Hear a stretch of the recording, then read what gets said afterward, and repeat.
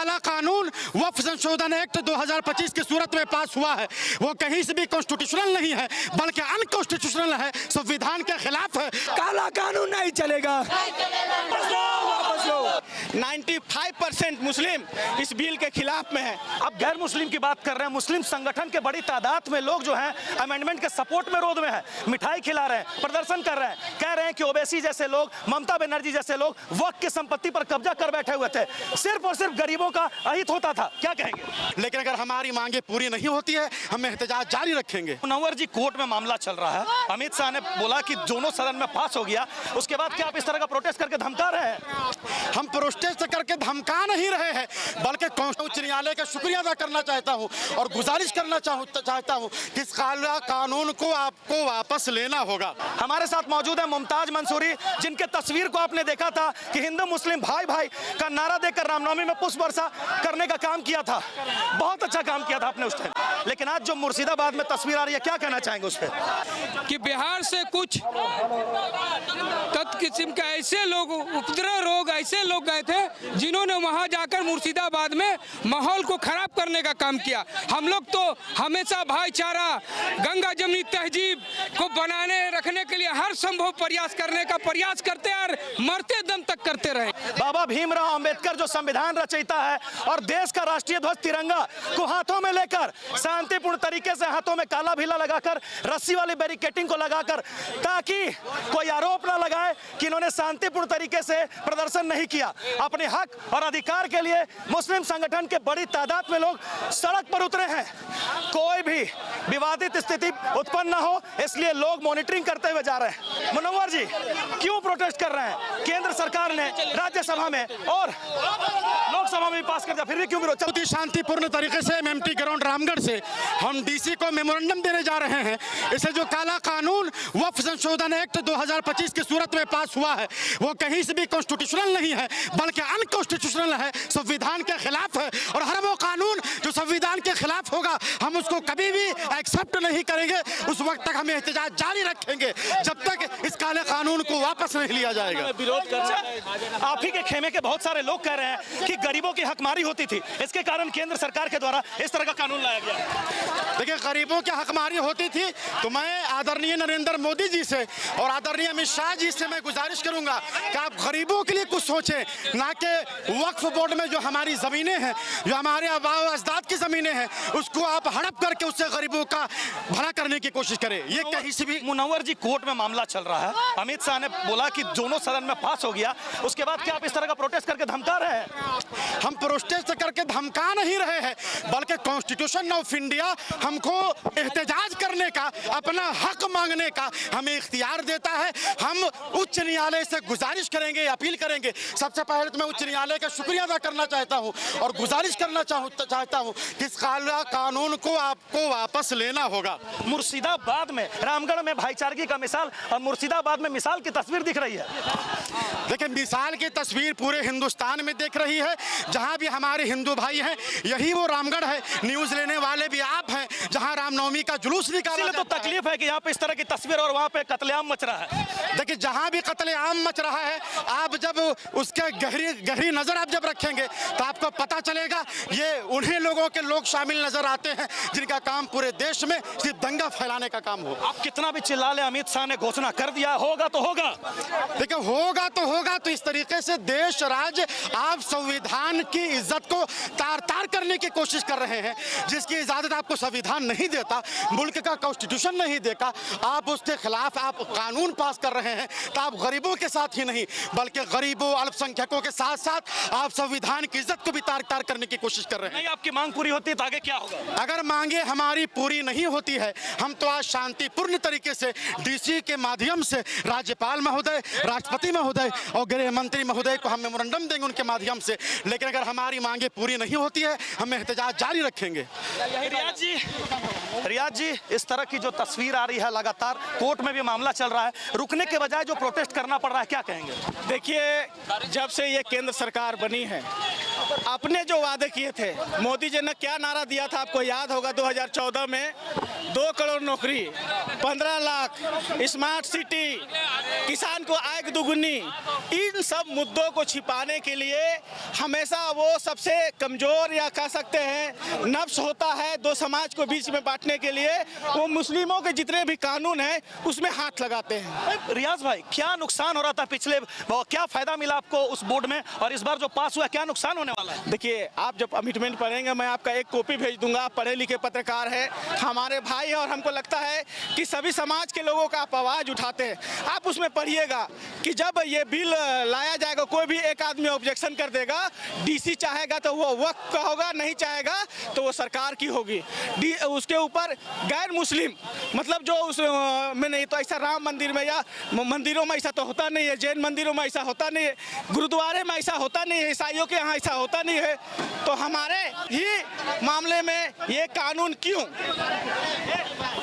अब गैर मुस्लिम की बात कर रहे हैं, मुस्लिम संगठन के बड़ी तादाद में लोग जो हैं अमेंडमेंट के सपोर्ट में रोड में हैं, मिठाई खिला रहे हैं, प्रदर्शन कर रहे हैं, कह रहे हैं कि ओवैसी जैसे लोग, ममता बनर्जी जैसे लोग वक्त की संपत्ति पर कब्जा कर बैठे हुए थे, सिर्फ और सिर्फ गरीबों का अहित होता था। क्या कहेंगे? देखिए दोस्त, आप भाई हैं, आप सर्वे करा लीजिए, मुसलमान इलाकों में सर्वे करा लीजिए, जो जानकार लोग हैं उससे बात कर लीजिए, 95% मुस्लिम इस बिल के खिलाफ में है। ऐसे लोग हैं जो बीजेपी को सपोर्ट करते हैं, बीजेपी के विचारधारा को मानते हैं, ऐसे लोग इस पे सवाल खड़ा कर रहे हैं। बाकी हम लोग को लगता है कि सारे मुस्लिम कम्युनिटी और हिंदू कम्युनिटी भी, सिख कम्युनिटी, ईसाई कम्युनिटी भी इस वक्त बिल के खिलाफ में है। सुधांशु त्रिवेदी जो नेशनल प्रवक्ता हैं, उन्होंने कहा कि एक समय था जब सबसे गरीब वक्फ बोर्ड इंडिया का हुआ करता था, सबसे धनी है, बड़ा बड़ा देश भी उसका मुकाबला नहीं कर पा रहा है, सिर्फ कब्जा करने का काम किया आप लोगों ने। देखिए, ये आप इस मामले में जानते हैं, हमेशा अल्पसंख्यक या कहीं मुस्लिम तबका के लोगों को टारगेट किया जा रहा है। हमारा बोर्ड जो है, मुस्लिम पर्सनल लॉ बोर्ड जो है, वो दुनिया में इस बात को जानते हैं और बहुत शांति प्रिय है, और इसमें आवाम की है, वक्त किया हुआ खुदा के नाम से किया गया है, और उस चीज को अगर कोई हमारा हक, अधिकार और संवैधानिक जो हम फंडामेंटल राइट है उसको अगर रोकता है, तो हम लोग उसको संविधान में जो हमारा बाबा भीमराव अंबेडकर जो संविधान रचयिता है और देश का राष्ट्रीय ध्वज तिरंगा को हाथों में लेकर शांतिपूर्ण तरीके से हाथों में काला भीला लगाकर, रस्सी वाली बैरिकेटिंग को लगाकर, ताकि कोई आरोप ना लगाए कि इन्होंने शांतिपूर्ण तरीके से प्रदर्शन नहीं किया। अपने हक और अधिकार के लिए मुस्लिम संगठन के बड़ी तादाद में लोग सड़क पर उतरे हैं। कोई भी विवादित स्थिति उत्पन्न ना हो, इसलिए लोग मॉनिटरिंग करते हुए जा रहे हैं। हमारे साथ मौजूद है मुमताज मंसूरी, जिनके तस्वीर को आपने देखा था कि हिंदू मुस्लिम भाई भाई का नारा देकर रामनवमी में पुष्प वर्षा करने का काम किया था। बहुत अच्छा काम किया था आपने उस टाइम, लेकिन आज जो मुर्शिदाबाद में तस्वीर आ रही है, क्या कहना चाहेंगे उस पर? ये जो जितना भी प्रोपोगंडा है, आपने मीडिया के माध्यम से, सोशल मीडिया के माध्यम से देखा होगा कि बिहार से कुछ किस्म के ऐसे लोग, उपद्रव रोग ऐसे लोग गए थे, जिन्होंने वहां जाकर मुर्शिदाबाद में माहौल को खराब करने का काम किया। हम लोग तो हमेशा भाईचारा, गंगा जमनी तहजीब को बनाने रखने के लिए हर संभव प्रयास करने का प्रयास करते हैं और मरते दम तक करते रहेंगे। आप अपनी मांग के लिए बहुत सुंदर तरीके से शांतिपूर्ण कर रहे हैं, कहीं कहीं आक्रोश हो रहा है, क्या मैसेज देना चाहेंगे उन लोगों को? मैं सारे लोगों को यही मैसेज देना चाहता हूं कि जो हमें संविधान के द्वारा प्रोटेस्ट करने का जो मिला है, उसी आधार पे शांतिपूर्वक, जिस तरह से हम लोगों ने आज ये जुलूस निकाला है, उसी तरह शांतिपूर्वक भाईचारा बनाकर इस प्रोटेस्ट को जारी रखेंगे। जब तक केंद्र सरकार हमारी बातों को नहीं मानती, हम लोग सड़क से लेकर सदन तक भी प्रयास करेंगे। अपनी मांगों को पूरा करवाने के लिए, अपने हक और अधिकार के लिए सड़क पर उतरना, शांतिपूर्ण तरीके से प्रोटेस्ट करना सबका जायज हक और अधिकार है, लेकिन किसी भी प्रकार की विपरीत स्थिति से आम और खास जब परेशान होता है तो उसके जिम्मेवार कौन हो जाएंगे? शांतिपूर्ण तरीके से रामगढ़ के मिसाल को देखें कि रामगढ़ में बैरिकेटिंग लगाकर, हाथों में झंडा लेकर, बाबा भीमराव अंबेडकर संविधान रचयिता और काला झंडा लेकर प्रोटेस्ट कर रहे हैं, ना कि तोड़फोड़, ना कि कोई विपरीत स्थिति को जन्म दे रहे हैं। वक्त अमेंडमेंट बिल 2025 के विरोध में आज रामगढ़ की सड़क पर जबरदस्त आक्रोश का नजारा देखने को मिल रहा है। यहाँ पर विभिन्न मुस्लिम संगठन के लोग बड़ी तादाद में आज रामगढ़ की सड़क पर उतरे हैं और इस कानून को वापस लेने की मांग कर रहे हैं। आप देख सकते हैं कि यहाँ पर बड़ी संख्या में लोग मौजूद हैं। प्रोटेस्ट अगेंस्ट वक्फ अमेंडमेंट एक्ट का बैनर यहाँ पर हाथ में है। अंजुमन इस्लाहुल मुस्लिमीन के द्वारा ये प्रदर्शन निकाला गया है। रामगढ़ जिला के सिद्धू कानो मैदान से निकला यह प्रोटेस्ट जिला उपायुक्त कार्यालय पहुंचेगा। मतलब करीब 5 किलोमीटर का पैदल मार्च है, जहां पर जिला उपायुक्त महोदय को राष्ट्रपति और प्रधानमंत्री, मुख्यमंत्री और सहित तमाम बड़े हुक्मरानों को, बड़े अधिकारियों को लेटर सौंपा जाएगा ताकि आप इनका वह जो कानून जिसका यह विरोध कर रहे हैं उसको वापस लें। हाथों में राष्ट्रीय ध्वज लिए तिरंगे को सलामी देते हुए संविधान के निर्माता बाबा भीमराव अंबेडकर और हाथों में काली पट्टी और छाती पर काली पट्टी लगाए हुए और मांग किया जा रहा है कि हमारे जो वक्फ अमेंडमेंट बिल में आपने जो बदलाव किया है उनको बदलें, नहीं तो लगातार इसी तरह का नजारा भारत की धरती पर देखने को मिलेगा। नहीं चलेगी। काला कानून वापस लो, वापस लो, काला कानून वापस लो, वापस लो, वापस लो। कहाँ से आए हैं आप लोग? कहाँ से आए हैं? बुरकुंडा से है। बुरकुंडा से। क्यों निकले हैं सड़क पर आज? वक्फ बोर्ड कानून रिजेक्ट करना हम लोगों को। काला कानून वापस लो। क्यों?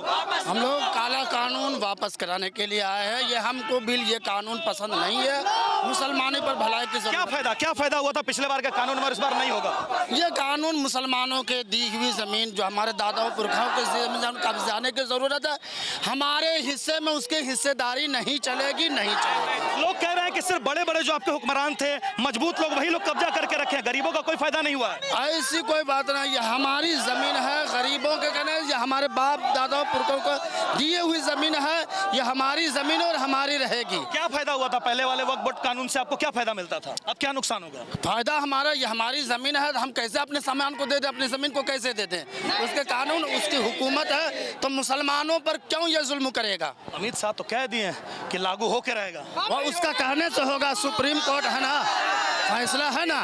अमित शाह हाय हाय हाय, अमित शाह हाय हाय हाय हाय। ये जो आप विरोध प्रदर्शन देख रहे हैं, इसमें कोई भी विघ्न पैदा ना हो जाए और किसी भी आम और खास को दिक्कत ना हो, इसको लेकर आप देख सकते हैं कि एक बैरिकेडिंग के रूप में यहाँ पर रस्सी को लगाया गया है ताकि आने जाने वाले लोगों को कोई दिक्कत ना हो। मतलब शांतिपूर्ण तरीके से अपनी मांगों को मांग रहे हैं। ये हाथ में देख सकते हैं कि काला भिल्ला लगा हुआ है, साईं सबके हाथों में काला पट्टी लगा हुआ है और वक्फ बोर्ड कानून के विरोध में ये प्रदर्शन कर रहे हैं।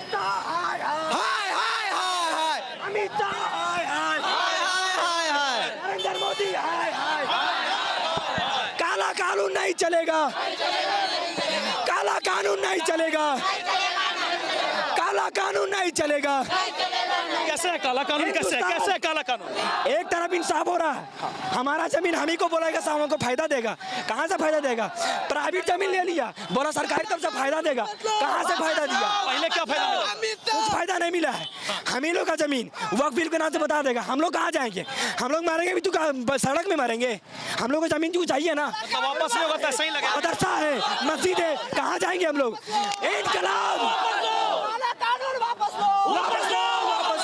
क्यों विरोध कर रहे हैं आप लोग इस तरह से रोड में? विरोध करने का मकसद ये है कि मुसलमानों पर लगातार केंद्र सरकार द्वारा जुल्म किया जा रहा है, चाहे वो वक्फ बिल एक्ट को ला करके हो या फिर हमारे मस्जिदों मदरसों पर इनकी नज़र है और ये हमारे मदरसे और मस्जिदों में कब्ज़ा करना चाहते हैं। इसी मंशा के तहत इन्होंने इस बिल को लाया हुआ है।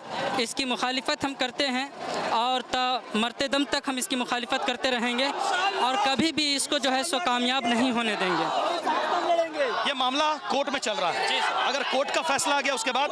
कोर्ट का फैसला सर्वप्रथम है। कोर्ट का फैसला आने के बाद फिर हमारे अकाबिरीन इस बात पर जिस तरह से आपके बच्चों के सर्वांगीण विकास के लिए पिछले 34 वर्षों से कृत संकल्पित श्री कृष्ण विद्या मंदिर विकास नगर गौशाला के समीप, जहां नर्सरी से 12वीं कक्षा तक सीबीएसई पैटर्न पर पढ़ाई कराई जाती है। श्री कृष्ण विद्या मंदिर में योग्य एवं अनुभवी शिक्षक शिक्षिकाओं की देखरेख में आधुनिक शिक्षण सहायक, स्मार्ट क्लासेस व डिजिटल पैनल के द्वारा पढ़ाई कराई जाती है।